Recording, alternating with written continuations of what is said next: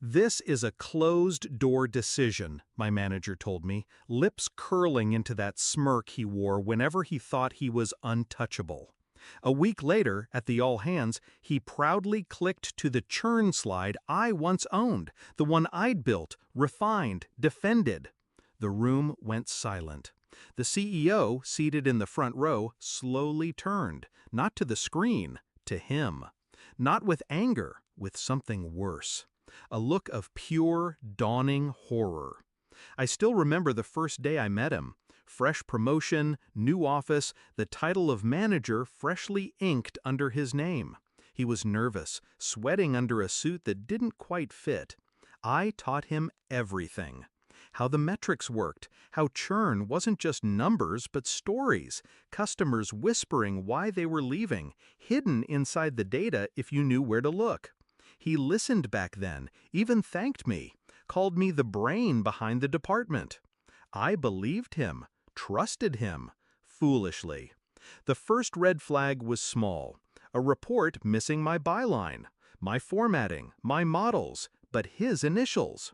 Then, meetings I wasn't invited to, strategies I had drafted suddenly coming from his mouth, polished and passed off as his brilliance. I confronted him once. He smiled, said, "It's not personal, it's politics." That's when I knew. He wasn't incompetent, he was erasing me. Piece by piece, slide by slide, he was building a castle on the bones of my work. I didn't rage, I didn't beg, I went quiet. Quiet people terrify men like him, though they never realize it in time. I started watching.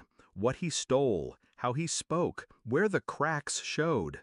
Because here's the truth, it's easy to copy the surface of my work, the fonts, the colors, the slide transitions.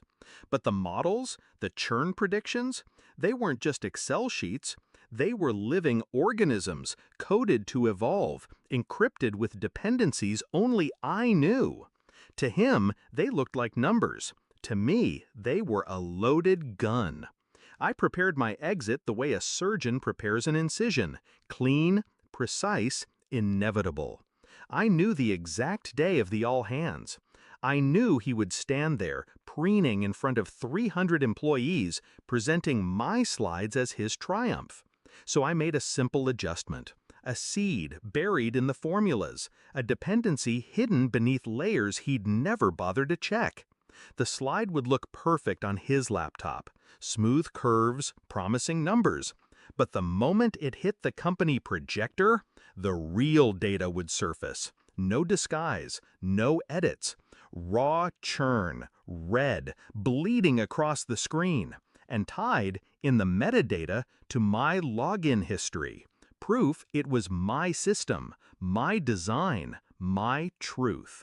All he had to do was click. The all-hands was theater. He strutted across the stage like a king.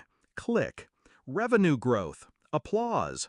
Click. Market expansion. More applause. Click. The churn slide. Silence. The screen filled with red. Attrition spikes, lost accounts, customer pain points spelled out in unflinching clarity. Numbers no board could ignore. I watched from the back, 300 eyes shifting, murmurs rising. And then, slowly, the CEO turned in his seat. First toward the screen, then toward him. Not with anger, but horror. Realization, because the man on stage wasn't presenting strategy, he was confessing fraud. I left before the meeting ended. I didn't need to see the collapse. By afternoon, his access was revoked. By evening, word spread. Suspension pending investigation. The same colleagues who once praised his polish now whispered his name like a warning. He smirked at me once, thought betrayal was a game. But I don't play games. I build systems, and systems remember their maker.